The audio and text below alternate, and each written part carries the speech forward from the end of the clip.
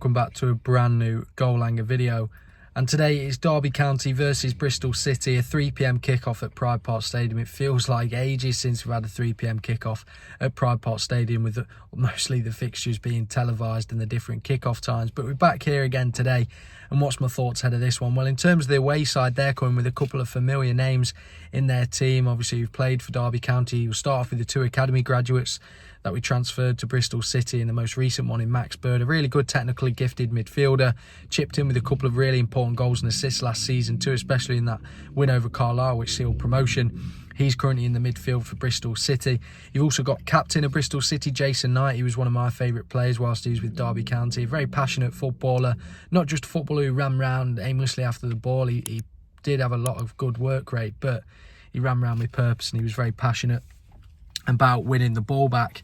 And then also Hayden Roberts at left wing back, a player that we had on loan from Brighton and Hove Albion. I was a really big fan of too. Thought he was really gifted for such a young age and was very solid and deserved that championship football. What's my thoughts ahead of this one? Well, Derby County, obviously it was deadline day yesterday.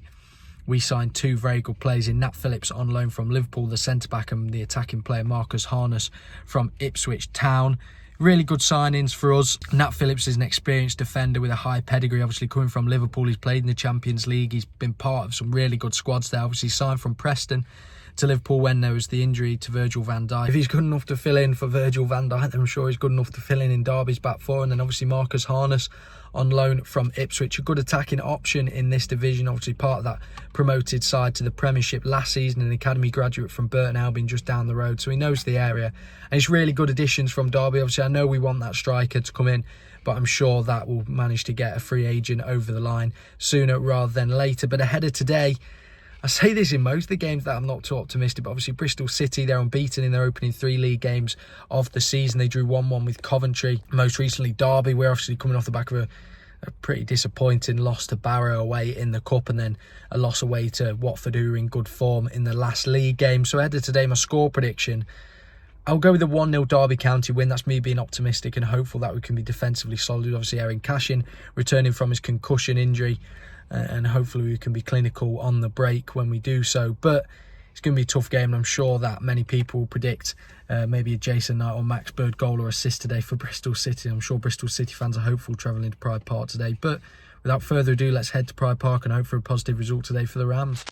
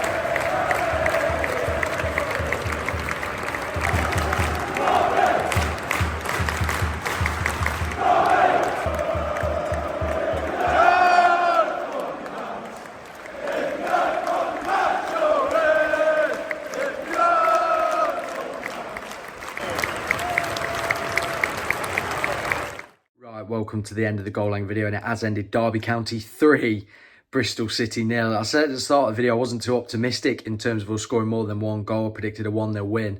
However, what a superb performance that was. The best performance Derby County have put in under Paul Warne as manager, and that's a fact for me. That is the best performance I've seen us put in under Paul Warne over the 2-year spell he's been here. It's probably one of the most enjoyable performances too to watch. We got a very physical, dominant game over Bristol City where I think from minute one we were putting in the physical challenges, we were winning the ball, and we didn't allow Bristol City to breathe. That Paul Warne press was coming into play. I think we outworked Bristol City today. Our passing was much better. I think that first 10-15 minutes, Bristol City were all over us, actually putting together some really nice moves. Max Bird and Jason Knight linking up, and I was a little bit nervous. I was thinking this could be a long afternoon for Derby County. However, we grew into the game. We scored a goal. Kenzo Houdmine scoring the goal. A really neat finish to put it into the left-hand side of the goal, coming off the post. Obviously, it was up the other end from me. Really good finish, and it sort of set the tone after that, and we were chasing every man down. We were making sure that every loose ball was ours, and it was really a superb, hard-working performance. And also the football was brilliant to watch as well. David Ozzo, nobody could get the ball off him when he got it at his feet. He was very good with his feet in the middle of the park. Kenzo Houdmine was superb going forward, creating goals and also scoring one himself. I thought Caden Jackson was really good for his goal. Jerry Yates was superb up front. Everybody in that team put an 8 out of 10 in today or higher.